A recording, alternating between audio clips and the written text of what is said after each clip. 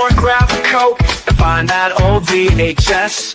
We're diving deep in cheesy flicks. Yeah, we're on a vintage quest. Low reviews but high on laughs. Let's give these films a cheer.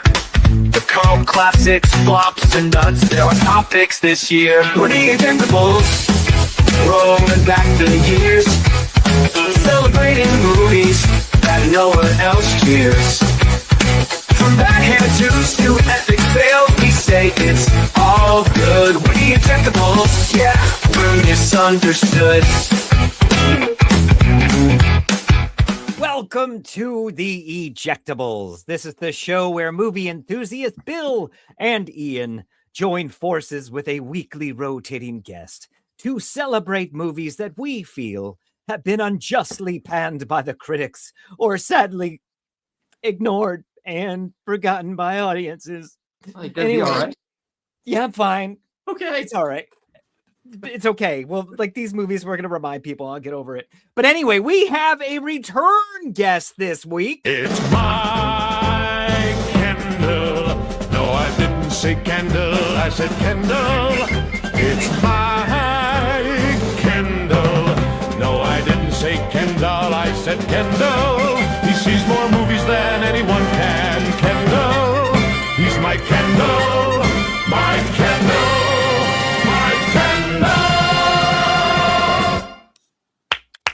Mike Kendall. I'm so glad I have my own little intro. I was singing it all day knowing I was going to work with you again today. So I sing it in the car with my brother. Is he like, stop it? I can make him his own song too. He'd love that, yes. Okay. It's Mike Kendall. It's Howard Kendall. There you go. He'll get his own tune. Yes. Have you seen any new movies lately? Nothing new, but I've been watching a whole lot of old stuff. For example? What's that? For example, I have watched, let's just put it this way. I've watched 43 movies in January, and I honestly can't remember a single one because it's all one gigantic blur. But I did see Yankee Doodle Dandy. Michael Curtiz directed it. Yeah. And I absolutely loved it. I've never seen it. I've seen parts, of course. Oh, I was singing and dancing and smiling for 3 days. I was. Can we see a little bit of that now? Yankee Doodle Dandy? Oh yeah, I'm a Yankee Doodle Dandy. Yankee Doodle. Okay. Thank you, Dandy Mike. was the name of my cat, and she's dead. Way to bring that joyous thing that Mike just did. Sorry. My son chiseled her a little gravestone and everything. Mike just did a joyous dance and you just brought it down. Do the dance again. Do the dance and I'll leave it. I want to say it. Mike, please.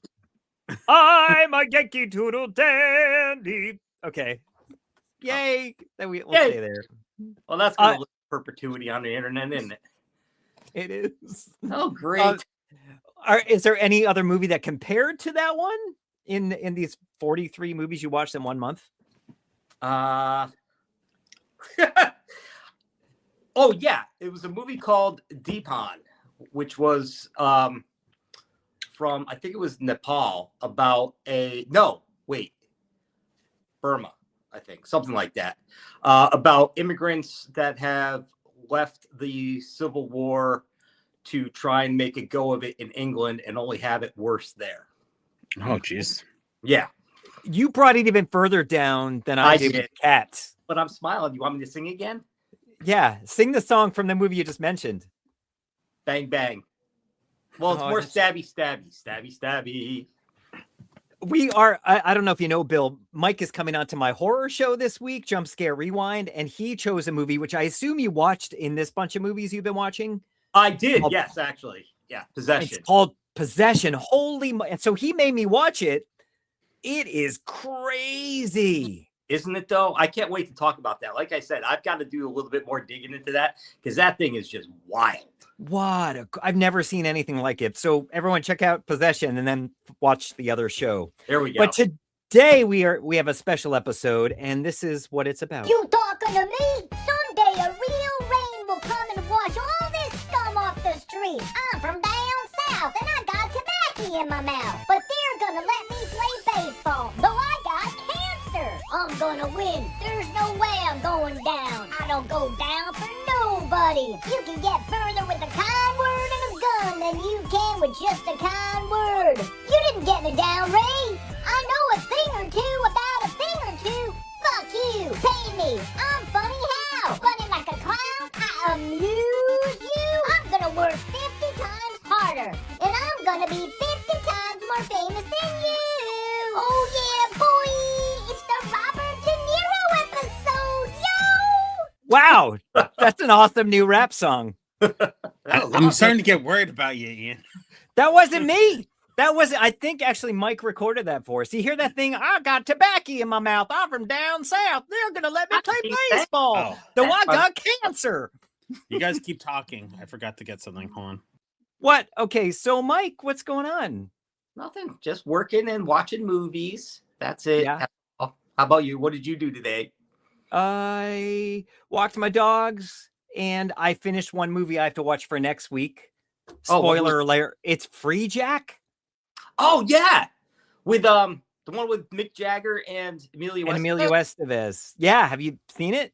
I saw that in the theaters. I did too. Well, I remember a little bit about it.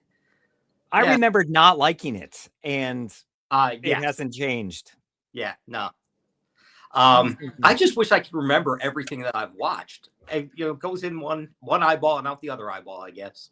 Well, for this, I have to watch so many. I see more movies. Though you watch way more movies than I did in the month of January. Yeah, I was really sad and pathetic and sedentary. Any other titles come to mind? Like I said, I can't remember anything. I watched so many, I just blank whenever I'm asked about them. Yankee Doodle Dandy, a couple of Japanese movies, a couple of Akira Kurosawa movies. I think I watched High and Low again. What brings you to these movies? You're like, oh, you read about them. You're like, oh, I gotta find it. I gotta find this movie. So I started watching. My goal was to watch all of the Criterion Collection in order.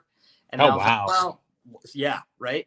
So then I got all of the IMDb top 250, the Letterboxd top 250, Rotten Tomatoes, all the Best Picture nominees and winners, Palme d'Or winners, BAFTA winners, and put them all onto this gigantic spin the wheel thing.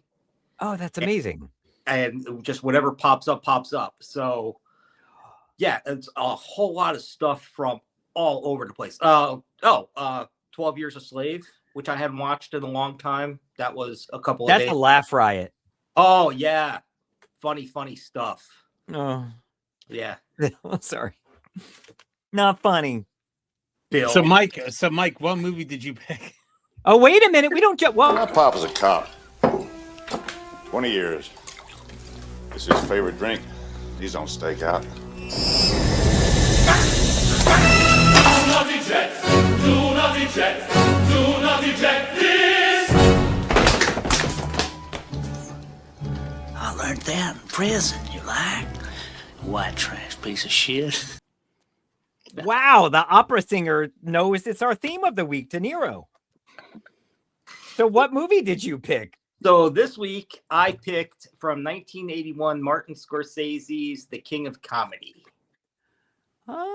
With Robert De Niro. Robert De Niro and Jerry Lewis. And shall we hop into the trailer? Is that cool? Yep. Okay, we're gonna go to the trailer. And I'm thinking as I'm sitting here now, well, maybe this is my big break. This is my big chance. You know what I mean? You got to start at the bottom. I know. That's where I am, at the bottom. So will you please give your warmest greetings to the newest king of comedy, Rupert Pupkin. His name is Rupert Pupkin. Always coming up with these great lines. I love him. Nobody can remember his name. Mr. Pipkin. Mr. Pupnik. Mr. Puffer. Rupert. Pupkin, Pupkin. But by 11:30 tonight, the whole world will know that Rupert Pupkin is the new king of comedy. Robert De Niro, Jerry Lewis, in a Martin Scorsese picture.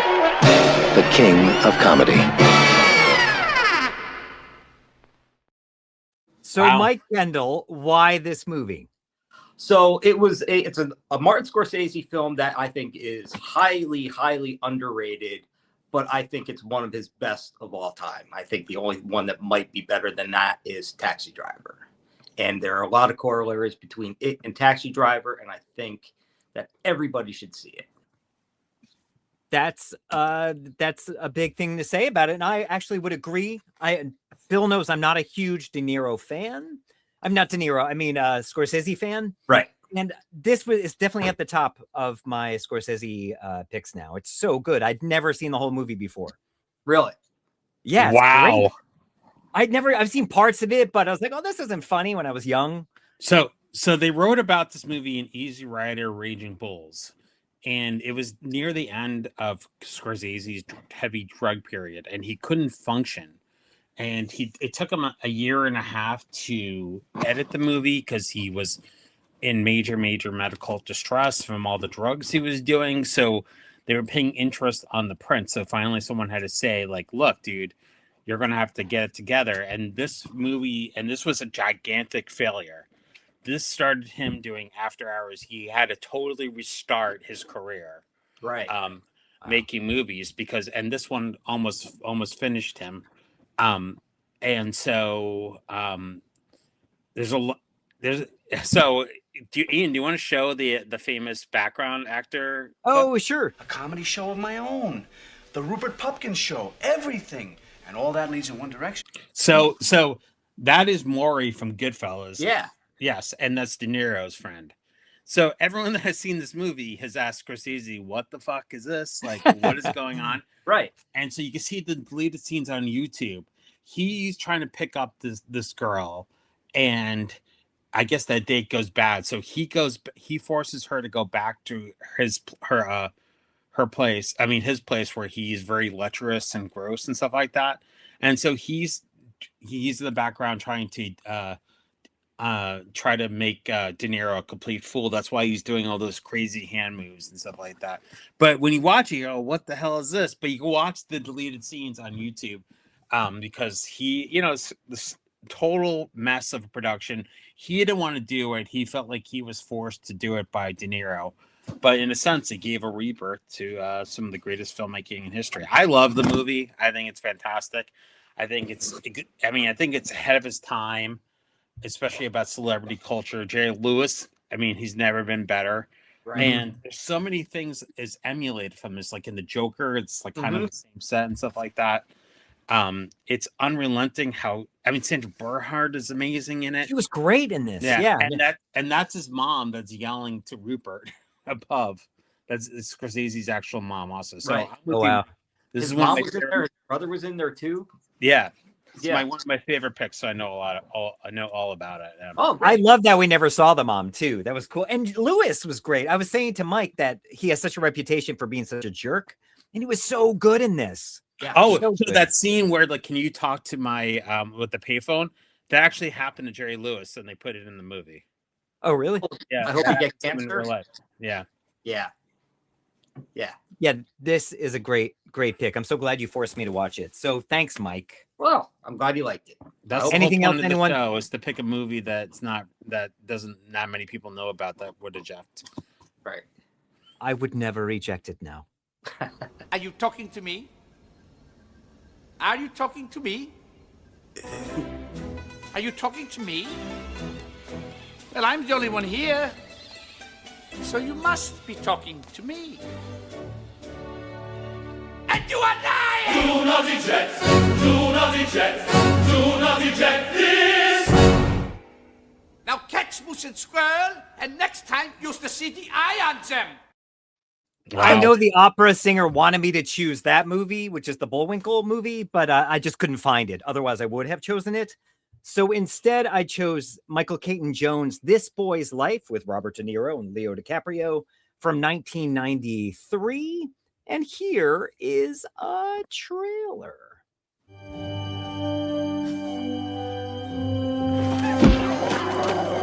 He violated school property and he wrote obscene words on the wall. She thought he needed a father. This isn't working. And on top of it all, you've gone wild. I can't handle it anymore and it scares me. He thought she needed a husband. Sure got crappy taste in boyfriends. which is just about the time they met Dwight. Here I am, you lucky people. Dwight! People can call me anything they want as long as they don't call me late for supper. What a dope. I talked to Dwight the other day, and he wants you to live with him for a few months. So what are you gonna do, just give me away to him? Well, if you two get along, and if things work out, he and I might get married. You're in for a change, mister. You're in for a whole nother ball game. Think of it like an adventure. We're gonna make a man of you yet. Jackie! Jackie! I hate it here, you know that? You left the lid off the damn toothpaste again. It's not fair! This is my house, and I get to say about the toothpaste. How come you never take up for me, huh? Why the hell don't you ever help me straighten that damn boy out? I will not referee! Warner Brothers presents Academy Award winner Robert De Niro. He's crazy, I'm leaving! Oh, I'm so scared. I'm so scared. I'm so scared. Oh! Ellen Barkin. I could leave with you right now, couldn't I? Yes, you could. Oh, you're not leaving. You're not leaving. This boy's life. A triumphant story of one boy's struggle to be free. I'm going! Hear that?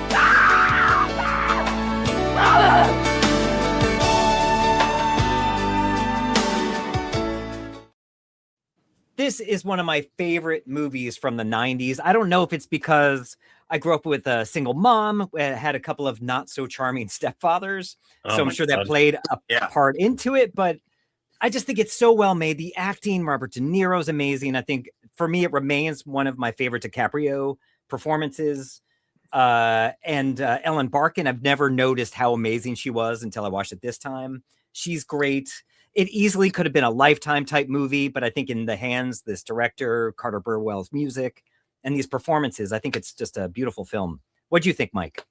I thought it was hard to watch because I want to feel bad for Leonardo DiCaprio. I want to feel bad for Toby/Jack. But in the end, he's a shitty kid. He's a liar.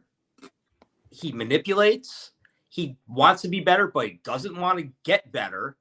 And Robert De Niro, Dwight, is just as bad, except he's the grown-up. Yeah, I'm not a big fan of verbal and physical abuse. Obviously not. But they both kind of deserved each other, I think. Damn. Wow. But he was a kid. He had no dad in his house. He had no dad in his house, but he had his mom, who he was trying to do better for, but he would not do better. He had to take on some responsibility of himself, but he wouldn't, and he couldn't, and he didn't. Interesting. I always felt that his mom deferred to the men instead of her sons. Like, oh, well, you know, he's a nice guy, and listen to other people over her son. That's how I took it. Yeah, I mean, I can see that, but it's all about him. When the movie starts, I want to be better. This is what my mom is doing, and I'm going to support her. And then he does basically everything actively against what she's trying to do for him. Yeah. And now she's got her own faults too, and she's in a bad situation, and I get that.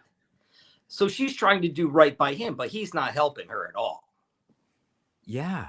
And I think I didn't grow up with that. I don't understand. I didn't have that in my life or anything like that. But I just look at it from the outside, and I don't see a kid helping his mom. True. Yeah, I see what you're saying. I was a nicer kid than he was in similar situations. Right, because at the end of the day, he lies and he cheats and he tries to get what he wants. And when he gets what he wants, he still messes up. Because he, at the very end, he gets expelled from the school that he lied and cheated and manipulated to get into. And what I think is also interesting is he talks about his brother, how he wants to be just like his brother, and how Dwight is so bad, and how Dwight thinks that Duke, Jack's father, is so great, when actually their real father was just as bad. I don't know if anybody knew that. No, I didn't know I've read the book. I don't. Yeah. Oh, did you? The book. Yeah, in college or high school. Yeah, but I never knew that. So Tobias Wolff's older brother that went off to whatever school, Princeton, he also wrote novels and is a memoirist. And he wrote The Duke of Deception, I think it was called. I haven't read it. I've just read some bits about it. But apparently, that father that Jack or Toby wanted to be with or would have preferred being with was no great shakes either. Yeah. And Dwight is comparing himself to a person that's just as bad. Or apparently just as bad. Talented family for two sons to be writers of. Oh, yeah. What did you think of this movie, Bill? I loved it when I saw it. My mom, who passed away, and I would still laugh about that scene with him in the Boy Scout uniform. It's just utterly hilarious. It's unintentional. He looks like a complete goober. Michael Keaton Jones is one of my favorite filmmakers, and he's so underappreciated. I mean, he did Scandal. Did he do Rob Roy? Is that him? Rob Roy. Yeah. Okay. Forget about that one. Memphis Belle is kind of good. It could have been better. He did Doc Hollywood as well. Yeah, he's the best. And this is so beautifully shot. And shout out to the screenwriter Robert Gretschel, who wrote Scorsese's second produced movie, Alice Doesn't Live Here Anymore, which became the impetus for the TV show Alice. Right away you knew that Leo was going to be a big star. Oh my God, yeah. It's crazy that this movie got made. It's crazy that Warner Brothers made it. It was a huge bomb when it came out. But they swung for the fences. I think somebody else was supposed to Goober Peepers, because I guess it was a really popular book, Mike, right? And it was. Goober Peters optioned it, and they had to go. They ran Sony into the ground, so they so Art Linson came on as a producer who knew De Niro. Yeah. It's worth a look, people. Check out this boy's life. And but even now, it's beautiful. Yeah. Yes, great movie. Yeah. And that soundtrack. I thought everybody should watch it. Yeah. But at the end of the day, I just didn't think, they were trying to make me feel something again. Yeah. They definitely, It was a little modeling. I'm not gonna lie. For sure. I mean, at the end of the day, I also felt bad for Eliza Dushku at the, I know he leaves her. It's like, see you later. Bye. Because of that spot in her hair. That's why I felt bad for her. What did she have in her hair? I don't know. It's like, what is that? Is that a bald spot or? I think it's a bald spot. I thought it was bald. I had a crush on 1992 Carla Gugino or 1993 Carla Gugino when I saw this movie. I still do. Don't tell my wife. Just kidding. Look at me. Look at me. Look at me. Do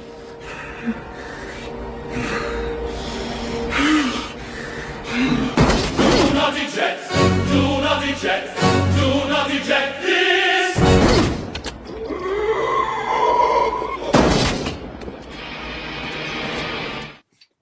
He's meaner in that movie. He didn't have that with DiCaprio. Jeez. What movie did you choose, Bill? I chose Bang the Drum Slowly. Emphasis on the slowly. I already did that joke. I know. Only with you. I haven't done it on the show. You want to watch a trailer? Oh, yes, yeah. Hold on. Let me get it. Friends. What's a friend for but to share a dream, to fight together for the joy of victory? There's this airline stewardess. Her name being what? Mary. Mary what? Smith, Jones, Brown? Mary Pistollaglione. You don't know how to play tug war? TEGWAR. Stands for the exciting game without any rules. What's the name of this game? 15 plus 15 is 32. 32. Oh, that's right. That's a double honeybees. Friends. To care enough for someone to risk your future because you're afraid he's got none. There must be a clause saying that I and Bruce Pearson will stay with the club together or else go together. I'm scared. Hold on to me. You know about the condition of my son. Yes, sir. How can he be so sick? Two people whose lives become so intertwined that no one can tell where one ends and the other begins. Friends. Bang the Drum Slowly is the story of two friends. A rollicking baseball team, a pennant race, the roar of the crowd, and the quiet dignity of the human spirit.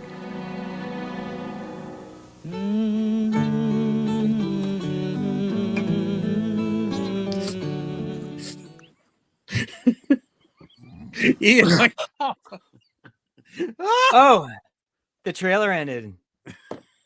What'd you think of that? All right, why'd you what movie? What did we talk, Bill? okay, so for Christmas, I got this steel book, Bang the Drum Slowly by Did you buy it for you, or was it a gift from someone else? Because they are really mean. It's a gift for me.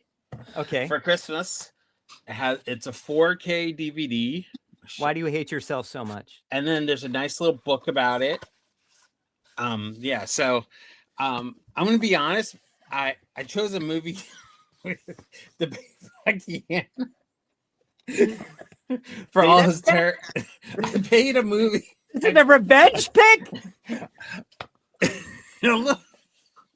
Who upset you, Bill? I do love that. Means you tortured Mike as well. No, well, I do like this movie, but I would have picked Jackknife or Mistress or like a million other movies he was in.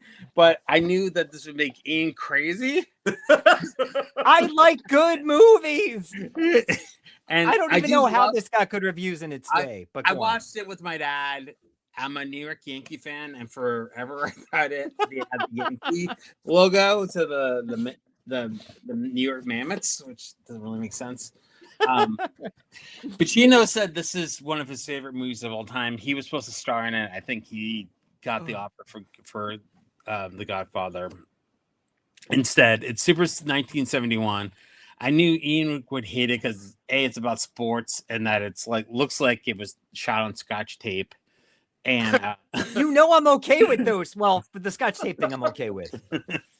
And I'm okay with slow. Just I do. Yeah, if you didn't watch it with your father, I would eject it. But one of my stepfathers, would that have counted? No, because you probably shoved mustard down your face. Like, yeah, it's true. Finish it.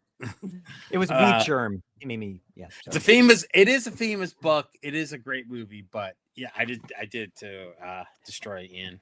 Poor Mike suffered for me. I'm sorry, Mike. Yeah, it was tough. It was hard to watch, only because I didn't believe that they were friends the entire time. Yeah, well, and yeah.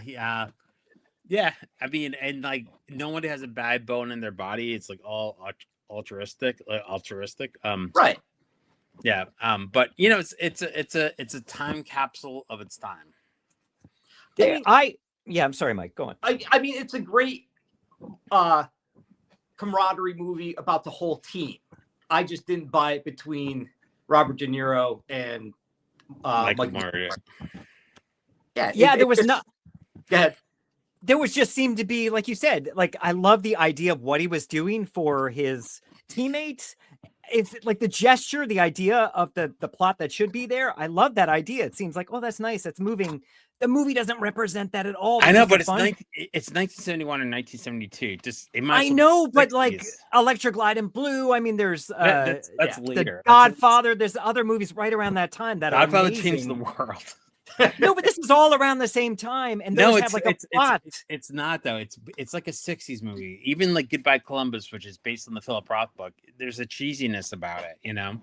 Yeah, not even cheesy. I'm not even trying to be mean about it. It was just like there were these scenes where they talk about nothing that seem unrelated to any sort of plot. and Robert De Niro is this background character. You and his tobacco. I'm from the South, but my New York accent comes out sometime. And then occasionally he'll come in and be like, oh, my belly hurts. Is this it? And then you're like, oh, should I be feeling something? But Michael Moriarty doesn't really seem to care until the last scene. He's like holding onto a fence with tears in his eyes. You're like, oh, there's emotion here. It's just like so weird. It was such a weird movie. That's entirely unrealistic. Yeah. If De Niro's supposed to be the catcher is generally regarded as being the smartest player on the field. And he ain't so smart. Yeah, and if Bruce is so dumb, he wouldn't have even been there anyway. Yeah, well, that came from the guy who wrote the book, and I think a lot of the book is written in the dumb catcher's voice. So, check out the book as well. It's cool to see Danny Aiello in his first role. So he learned how to play baseball from De Niro, or it's the other way around. I could be. Danny Aiello was on a podcast, and I think he said he didn't know how to play, and De Niro taught him, or De Niro didn't know how to play, and Danny. De Niro didn't know how to play. Yeah. De Niro didn't know how to play. He had to be shown everything. Yeah. When I'm watching this, I'm like, wow, I love a slow movie, but that did nothing for my brain. And I'm like, only reason Bill could possibly like this is if it meant something to like his dad and they had like some sort of bond. So I'm happy to hear that's what it is. Yes, of course. Okay, because I couldn't understand it otherwise. But it got good reviews. And I think maybe because it was like Vietnam time. It's so people before, are like, oh, it's something. Before, it's before. It's like it might as well have been filmed in 1965. Or like before film was invented. Okay, maybe on a caveman's wall. Yeah, exactly. Anyway, that was an interesting pick, Bill. Thank you for making Mike suffer through that for me. And check out the Vinegar Syndrome DVD. Got it for Christmas. What else did you get for Christmas? Under Siege with Steven Seagal. That's the only one. They're very similar. Yeah, they are. Both completely unrealistic. Yeah, true. So anyway, we're at the part of the show where you have to choose one of the movies that is not your own pick, Mike, as the pick of the week. And what would you choose? Oh, This Boy's Life all day long. It was actually a really very good, well done movie. I really did.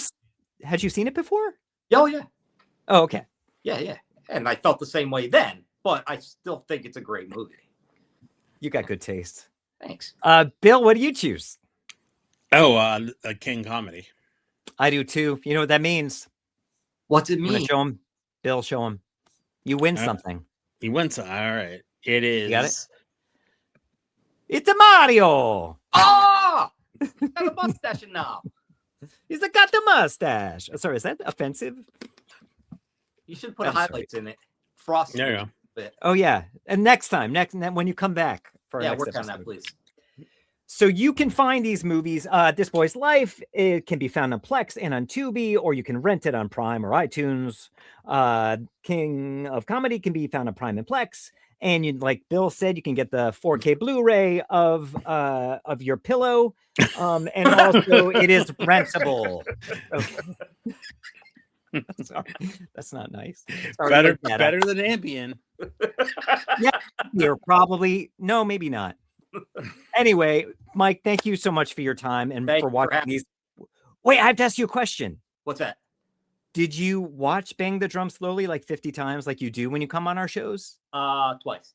Oh, Mike. That is so mean. I'm sorry, Mike. No. I do like the watching movie. I just would have picked like Jackknife. Well, whatever. Ian's picks. This is every week. No, every week of Ian's picks is just like Bang the Drum Slowly. That's not true. Yes. Next week, my pick is so good. He's going to hate it so much. I made you guys watch. I rented it today. It's awful. I mean, I watch it. Mike, have you seen Under the Skin? No. Okay, Bill's going to sit through it. You better. I'm going to quiz you. Because you know what Bill did on our last episode? He chose our guest's movie. I heard that. Yeah. Is that the one eviscerated? Yes. Yes. What? He chose it for her. No, I did not. He did. And now he says he didn't. Sorry, everyone. She said she picked. I mean, first of all, it was easier for me to get in college than for her to pick a movie. And then B, she was like saying, I picked Joe, and it's like, what's another movie? And she literally asked me, and I said, I guess Cloud Atlas. Your pants are on fire. Watched the trailer. Let's go with that. Yeah. It's hard picking a movie to watch for you guys. Yeah. You're Ian's great. Picks are terrible. Because my picks are amazing. Everyone. Yeah. Thank you, Mike. Thank you. Even if it's a lie, thank you.